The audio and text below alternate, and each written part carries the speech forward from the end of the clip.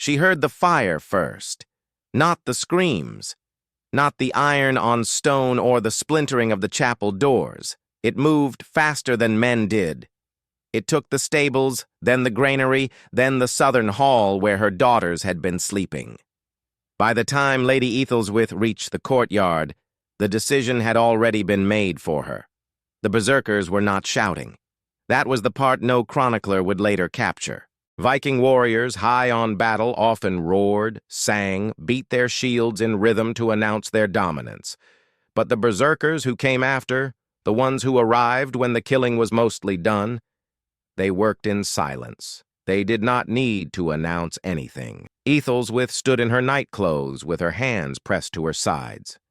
Not in prayer, not in surrender. Simply because there was nowhere left to put them. Her husband's body was somewhere in the east wing.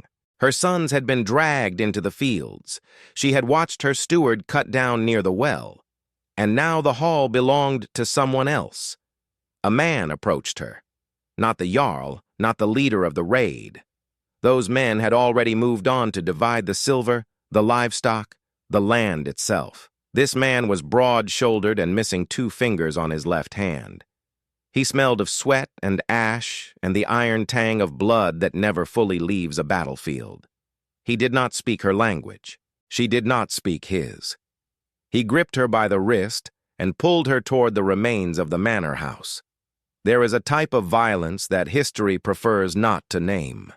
It does not happen on battlefields where men die with swords in their hands, and songs are later written about their courage.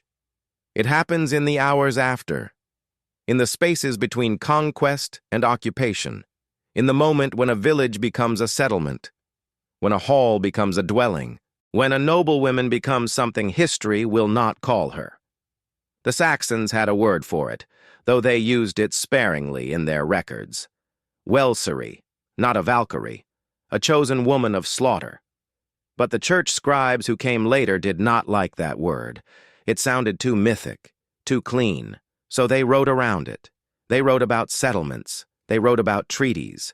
They wrote about land exchanged and oaths sworn. They did not write about the women who became the condition of that exchange. Ethelthwith was 31 years old. She had managed her husband's estate for 9 years while he traveled to council meetings in Wessex. She had negotiated grain prices with merchants from Mercia. She had arbitrated disputes between tenant farmers and maintained the estate's tithe obligations to the church. She could read Latin. She could calculate interest on loans. She had birthed 4 children and raised 3 to adolescents. None of that mattered now. The berserker, his name was Kjell, though she would not learn this for weeks, kept her in the room that had once been her daughter's sleeping chamber. He did not tie her. He did not need to. There were 8 men outside the door, and nowhere beyond the estate that did not belong to his Jarl. He brought her water in a cracked jug. He brought her bread that had been baked in her own ovens by her own kitchen staff, who were now working under new supervision. He did not apologize. He did not explain. He simply behaved as though she had always been his. 6 weeks after the raid, a priest arrived. Not a Saxon priest. A Dane who had taken vows in Jorvik and spoke both languages with equal fluency. He did not come to offer Ethelthwith confession or comfort. He came to formalize what had already occurred. The Jarl had claimed the estate. The king, what remained of the Saxon king's authority in this region, had accepted a payment in silver to legitimize the claim. The land, the hall, the livestock, the grain stores. All of it transferred cleanly on parchment with the appropriate seals. And Ethelthwith. She was listed in the agreement, not by name. The document referred to her as the former lord's widow, retained for... The priest watched her face as he read the terms aloud. He was looking for something. Protest, perhaps. Grief. Rage. Some flicker of resistance that would require him to explain why resistance was no longer possible. She gave him nothing. She had already understood. There is a particular kind of erasure that happens not through silence, but through substitution. The records show that Kjell and Ethelthwith were married in the winter of that year, a Christian ceremony. witnessed by 3 Danish landholders and 1 remaining Saxon thane who had bent the knee early enough to keep his life. The marriage was recorded in the parish ledger. It was legal. It was recognized. It was not consensual in any sense that word might carry. But the record does not say that. The record says she became his wife. It lists the dowry, her own lands, returned to her as a marriage gift from the man who had taken them by force. It notes that she bore him 2 sons in the following years. It even mentions in a marginal note from a later scribe that she was known for her skill in managing the estate's accounts, as if she had chosen any of it, as if the word wife had not been placed over the truth like a shroud over a wound. Ethelwith learned Danish. She had no choice in that either. Her remaining servants spoke it now. The merchants who came to trade spoke it. Her own children, the daughter who survived, would need to speak it if they were to have any future at all. So she learned. She learned the words for bread and fire and field. She learned the phrases for negotiating trade agreements and settling debts. She learned how to greet Kjell's kinsmen when they visited, how to serve them mead in the hall that had been her father's and her husband's before it became theirs. She learned not to flinch when Kjell touched her in front of others. She learned which silences were safer than speech. In the 3rd year, her daughter Edgith turned 13. Ethelwith sent her to a convent in Wessex. She paid the donation herself from the household funds she managed. She told Kjell it was for the girl's education. He did not object. He had sons now. The daughter of a dead Saxon lord held no value to him. Edgith left in early spring. Ethelwith stood in the courtyard and watched the cart carry her away. She did not weep. She did not embrace her. She simply watched until the road bent south and the cart disappeared beyond the line of trees. Kjell stood beside her. He said something in Danish about the weather turning. She nodded. She had become fluent in more than just his language. The records say she lived until she was 47. They say she managed the estate with efficiency, that she was respected by the Danish settlers, that her sons inherited land and position, that she was buried in the churchyard beside Kjell when he died of fever, and that she followed him 3 winters later. The records say she adapted. They do not say what adaptation cost. They do not mention the first 6 months when she could not sleep without startling awake in terror. They do not record the years she spent teaching herself not to remember her husband's face. They do not note the specific quality of silence she learned to carry in her body, the kind that looks like peace from a distance, but is only exhaustion.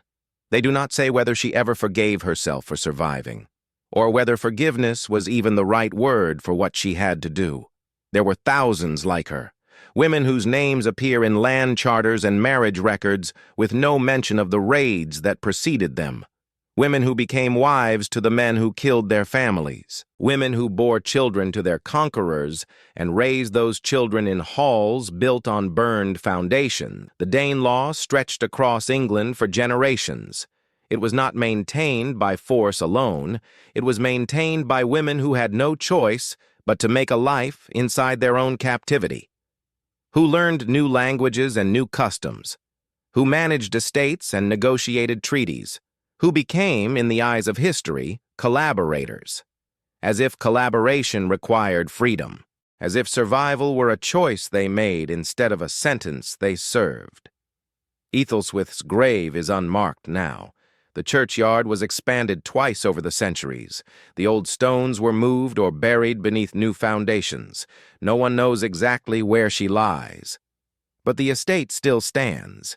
It changed hands a dozen times after Kjell's death. It became a Norman holding, then a Tudor manor, then a country house that now operates as a museum. Visitors walk through the halls and admire the medieval stonework.